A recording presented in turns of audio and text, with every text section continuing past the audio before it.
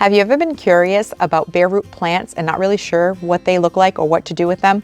Well, stick around because today we are going to pot up these bare root lupine, these beautiful cannas, and this dark foliage elephant ear. Hi, it's Steph. Welcome back to my channel. I'm a gardener here in Massachusetts in Zone 6B. And recently I've taken you shopping to Lowe's and to Home Depot as well as Tractor Supply, where I've picked up a couple of these bare root plants. Now, I often get asked in the comments, do I plant these now or do I have to wait? You do have to wait, unless you do what I'm going to do today. If you have some that are perennial or that could benefit from a little bit of a head start, then you can pot them up and start growing them. But typically, when you see these bare root plants show up at your local nurseries and garden centers, they are always a little bit ahead of the season. And so in most cases, it is still too cold outside for you to plant these out in the ground.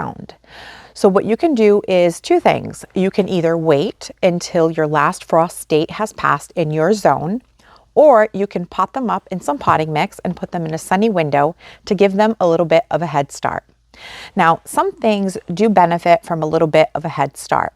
For example, elephant ears. I have grown these in the past, and if I wait until around Mother's Day to plant these out in a container, it will take quite some time before they start putting out some foliage. So I've learned from experience that these are a type of tuber or bulb that do benefit from getting a little bit of a head start. Some other things that usually gardeners like to give a head start to are dahlias. So you will find a lot of bare root dahlias available at the moment as well. And so those are another thing that usually people like to put in some pots with some potting mix and give them a head start. I have started dahlias in the past before in some pots, but I did not like it. I didn't like it for two reasons. One, I felt like I was using up a ton of potting mix, which you know can get expensive.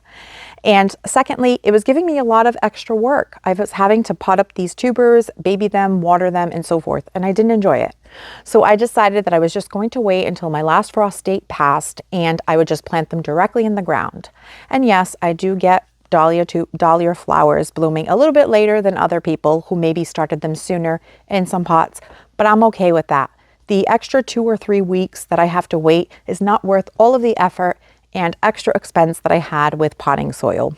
So while you can start them in advance, sometimes it might not be worth the effort. At least for me, with dahlias, it was worth just waiting and doing them directly in the ground. But with elephant ears, I felt that it was beneficial. And another thing that you might want to start ahead of the season is perennials. So for example, I did purchase these lupine this year. I have never seen lupine available as a bare root plant. So I was really excited to give these a try. I do not know what these look like in here. So we are going to open up these packages together and we're going to get them going in some potting mix.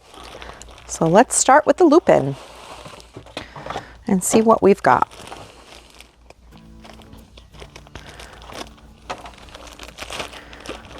Oh, we have some growth in there.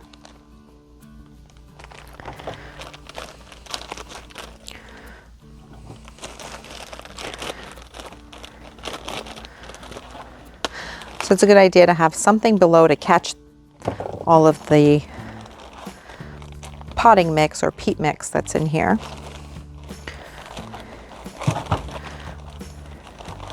All right, so it says that there are, let's see, 5 plants in this package.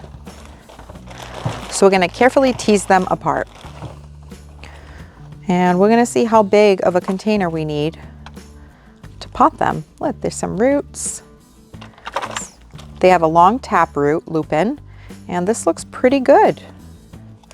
Let's see if this container will work. And I think it will. So that's good. So let's separate the rest of them. Looks good.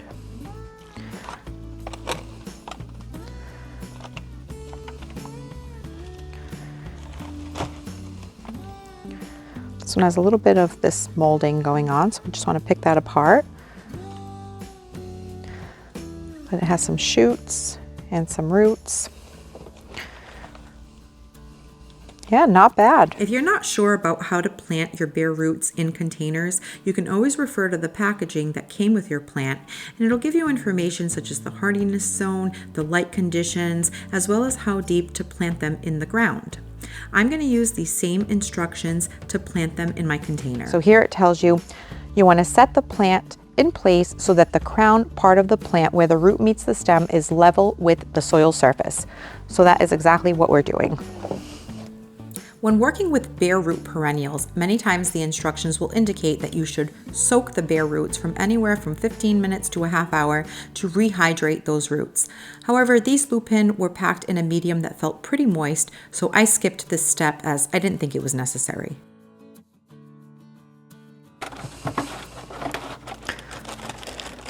So next we are going to do the Canna. So this variety is called Canna Miss Oklahoma, and it's a really pretty salmon coral color.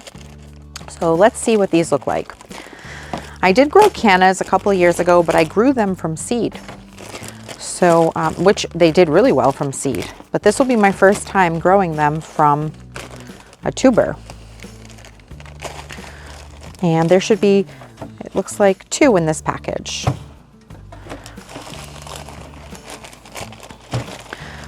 Ah, nice, good size.